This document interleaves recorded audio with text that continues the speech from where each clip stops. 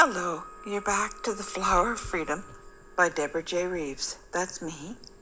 This is my original work, and all rights to the book and to this presentation of it are reserved.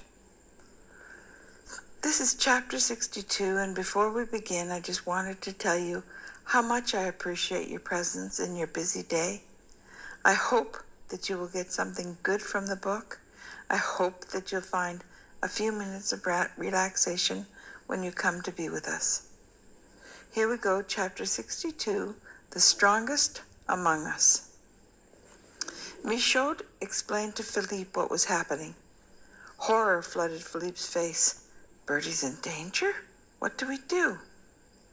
Michaud and Philippe devised a plan to get them all back to the lodge. It included telling the ladies of the restaurant the plan and telling them that his father was going to call them back to cover the costs of the meal. Tell them not to worry. The support system has been enacted. Michaud stayed in the loo while Philippe went back to the table to tell the tale. He told everyone that Michaud had mentioned that he had been feeling badly when they got back last night. When he got up that morning, it had not gone away. He was feeling worse now, and he would need some help to get back to his room to sleep it away.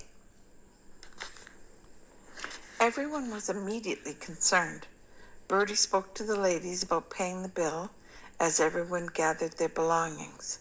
The ladies reported that Michaud's father had already called and paid their check, and that he would be very grateful if they would help his son today. They assured them that that was exactly what they intended to do.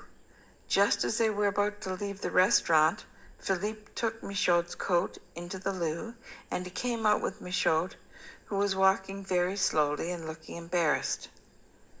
When they got to the ski lift, Michaud went to the first lift on the left, and he asked for Bertie's help to support him.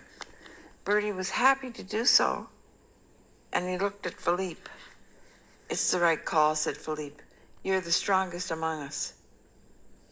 As the ski lift wound its way to the bottom, Michaud scanned for Hans. When he saw him as they approached the lodge, he moaned softly as though he was in pain, and he ducked his head. That made Bertie duck his to ensure that he had a hold of Michaud. They got past Hans without being noticed, and soon they were on the level of the lodge. Philippe asked Bertie to help him get Michaud up to his room, and they whisked through the lobby and told the others that they would meet them in Bertie's room in a few minutes. "Marie, you have the spare key. Let everyone in." The others took the next elevator up, and they were sitting in the room when Philippe came back. Joseph seemed distressed. "Some friend I am. I didn't notice a thing." Marie and Suzette, who were planning on medical school in the fall, were a bit skeptical. "We didn't notice anything either," Suzette said. "Will you come with me?" asked Philippe. "I know you aren't doctors, but you know more about this than I do, and you can tell us if we need to call a doctor." When they got back to the room, Philippe asked Bertie to come back to their room for a few minutes, while the girls figured out whether they should call a doctor. Bertie looked hesitant until Michaud told him to go, and with a twinkle in his eye that had not been there before, he said, "I'm in good hands." Far be it from Bertie to get in the way of romance. "That Michaud is incorrigible," he thought as he left. Once Bertie and Philippe were out of the room, Michaud straightened up, and the girls looked at him in surprise. Michaud and Marie had once discussed the threat to Bertie. Not long after Paulette's funeral, Michaud became aware that his father knew something. One day Francois sat Michaud down in his study to speak to him about the years of the Nazi occupation of France. Michaud was shocked when he eventually showed Michaud the man they feared was Bertie's biological father. His father told him that he had kept records of wrongdoers and collaborators, and he swore Michaud to secrecy about the fact that he was working to assist people who would protect men like Aki while bringing evil to justice. Then Michaud told them why they had employed the ruse. To Suzette, this was something out of a spy novel, but one look at Marie's worried face told her that it was all a fact. My papa and your Uncle Aki are working on a solution.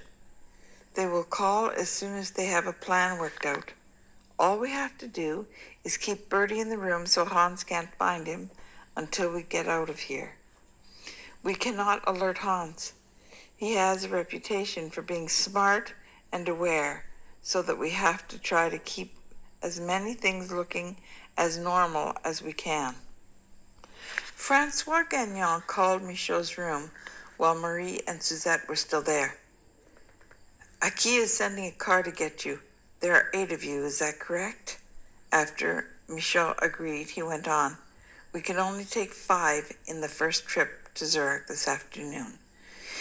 He has already gotten you accommodation with a friend of his in downtown Zurich.